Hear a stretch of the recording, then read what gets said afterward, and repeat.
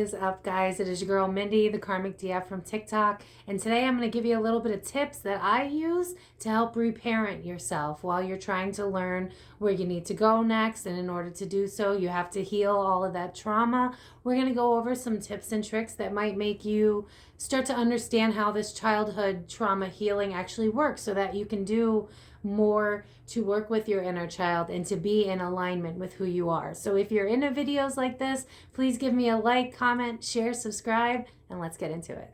To society, a lot of us had parents that lived in that work mindset where they didn't really go with emotions. They were all in their masculine.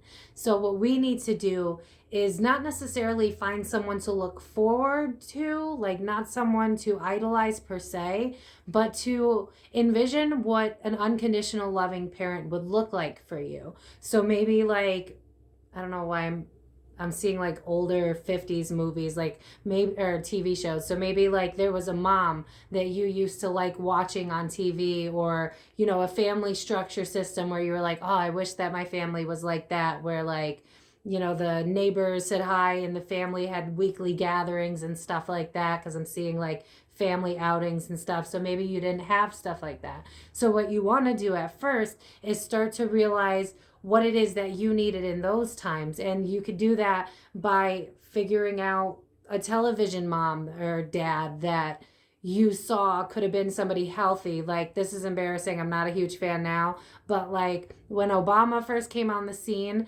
because he was so well spoken, I was very drawn to that in like a father type of figure. Like that was something that I really liked. Someone that was able to vocalize so well what they were trying to get across. I very much, I fell for that part of him.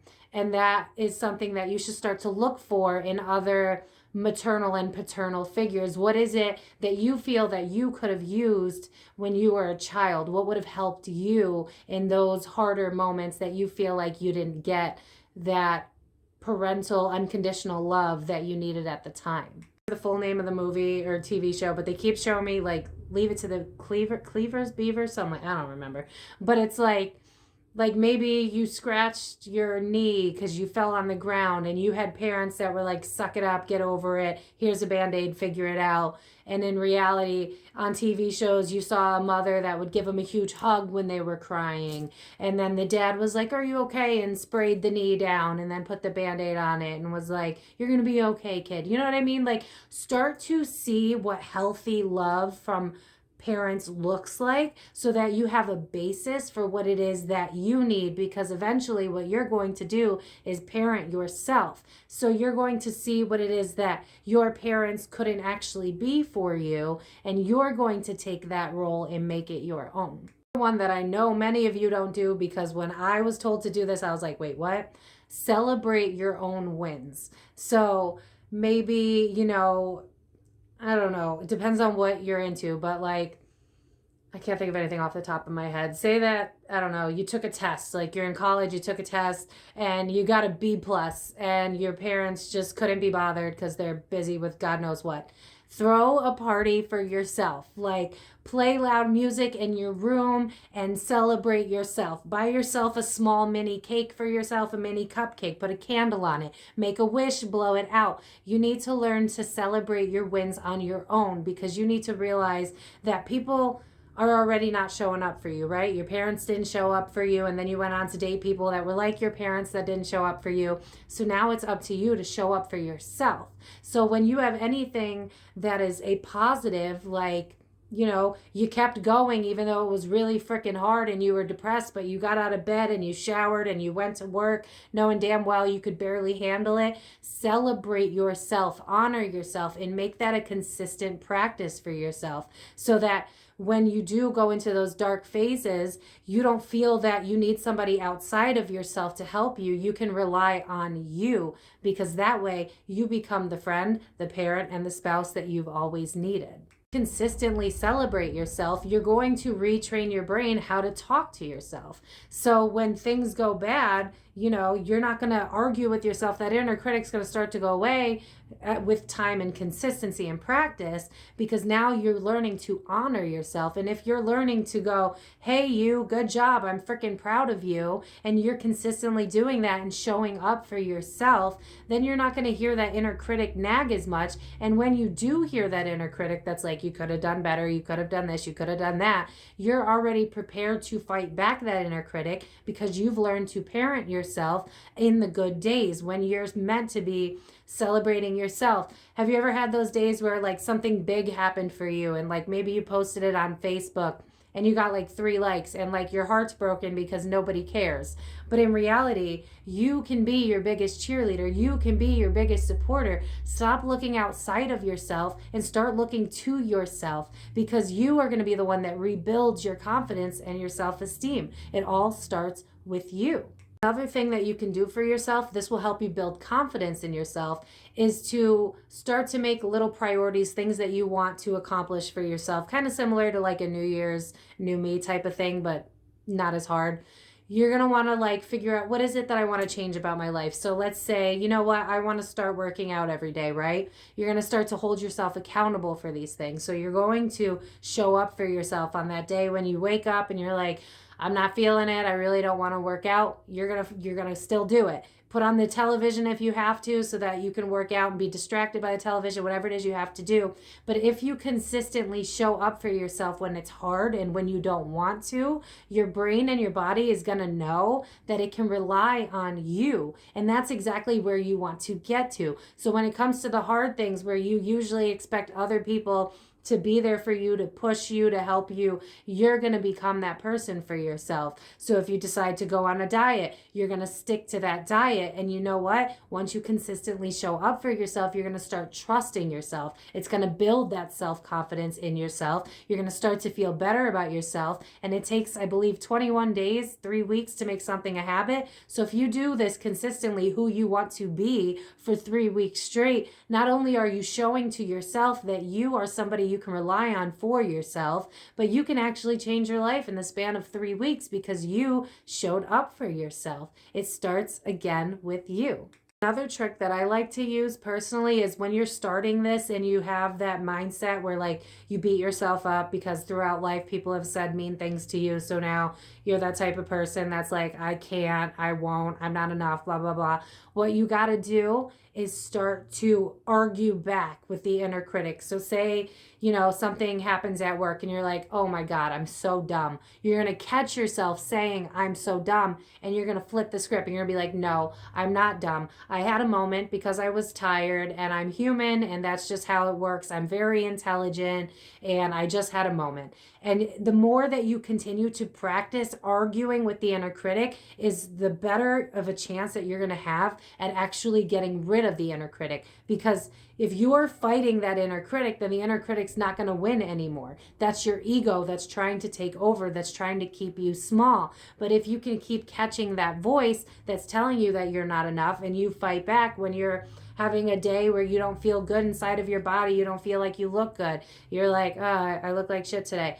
Pause. You heard it. The inner critic went off. All right, now we're going to get in front of the mirror and we're going to sit there for a good 5 minutes and we're going to list all the things that we like about ourselves. What do we like about ourselves? All right, I like that I have a little nose here. My nose is a little small. I like that about it. I like my tattoos. I like my, and don't make it superficial either. I like my heart. I like that I'm compassionate to other beings, including animals. I like, you know what I mean? It's about reframing that voice in your head that takes over your subconscious programming. So once you can keep battling that voice, eventually the voice is going to get quieter until the voice is gone for good. Thing that we really need to remember is, due to society, parents didn't really have a chance to actually be parents, right? Because they lived in a time where the divine masculine was in charge, right? So no feelings, work hard, shush, no mental health. We don't talk about that. I'm hearing we don't talk about Bruno. That's so funny. But our parents weren't really the type to soothe us and make us feel better. And I notice a lot there are parents going viral on TikTok for reteaching people how to parent their kids, because we have gotten so far away from what it is that our children need. For instance, when a child is crying, we tell people around us that they should just cry it out, right? Your kid should just cry it out, it'll be fine. Technically, that's not how it works, because the first 7 years, I've mentioned in many videos, you are in a theta state, which means that you are in a hypnotic state, which means that you're not a person that has critical thinking skills. So if you're a toddler crying for your parent, you need to be soothed, to be loved, to be cared for. You don't need to be shushed. You don't need to be put in the dark and hope that they, cry themselves to sleep. And I'm not sitting here to like diminish people's parenting skills. That's not it at all. But you have to understand that when you're in those formative years of your first 7 years of life, and you're being taught that you're going to have to cry on your own, you're going to be alone on your own, you're not going to come first, you're not going to be soothed, then that starts the reality of the world around you and what you expect out of other people and what you don't expect for yourself. Because as you go through that life with parents that don't put you first, you end up becoming the parent to your parents. So then you overgive, and then you wonder what's wrong with you. And so the cycle continues. You have to understand that you weren't given the proper unconditional love and nurturing that you should have been given. And unfortunately, that has more to do with society than it really does your parents. So remember, blame effectively. Don't sit here and be like, I could have been something if it wasn't for my parents. That's the past. Leave it in the past. But recognize that your parents should have shown up for you the way that you needed, and unfortunately they didn't. So your options now are to be angry at them for the rest of your life and just feel angry all the time, or be the parent that you wish you had and realize that these things, even though to a degree, yeah, they didn't know better, it was not right, it was not accurate. You needed to be soothed, you needed to be loved, you needed to be hugged and nurtured, and your feelings needed to be validated, no matter how unrealistic or chaotic they were. That is the responsibility of a parent, is to make you feel safe in a world that you are trying to learn and understand. And if they didn't do that for you, then you have to give yourself some grace while you're learning to do what they couldn't even do for you. So think about what it is that you personally need in order to feel loved, accepted, validated, safe, and start to implement those things for yourself. Be that person for yourself. That is what reparenting looks like. It's thinking about, okay, what was I looking for outside of myself from other people to make me feel better? And how can I do that on my own terms so that I know that the person that I need the most is me? And once you have that type of power, you are able to have a life that is truly of love, of unconditional love, because you put yourself first. You put your needs first. You knew how to love yourself in a way that no one has ever shown or taught you. You decided to choose you. And as long as you keep practicing choosing you and stepping away from problems and realizing that you are exactly what you need to calm down from anxiety, depression, whatever it is that you're going through. When you start to lean on yourself and you remember to show up for yourself, then you will be the only person that you need. And once you have that ability, 1:11 on the clock, once you have that ability, then you won't need anybody but yourself, which means that you'll be comfortable being single, which means that you'll align to somebody who honestly respects and cares about you in the way that you respect and care about yourself. Extra tidbit for the end here. So start working on being that person that you want to run to when you're having your hard and sad days. If you can change the voice in your mind, if you can let go of the past, understand where it came from, and start to show up for yourself and be the parent that you needed, watch how your world around you changes. To have the strength to show up for yourself and then know after consistent time that you are the only person you can depend on is a level of self-confidence and love that you are going to want to have, because it is a feeling of freedom. And that is what we're all looking for, right? Is to feel free and whole within ourselves. But it starts with us. We have to stop blaming our parents, our friends, our ex-spouses, and we have to start realizing that all relationship dynamics takes two. Us and the person that's triggering us and the person that we're learning from. And after we can do that and stop using emotions and start using logic, then we can begin to reframe what we've learned and become who we need for ourselves. And once we do that, there's no stopping what our potential could be. That's it for today's video. I might do a part 2 because I do have a lot of stuff that I've personally used to help me get through this. So if you guys are interested in a part 2, let me know in the comments. But as always, I hope this helped. If you liked it, please like, comment, share, and subscribe. And I will see you guys next week. Have a wonderful weekend. Bye-bye.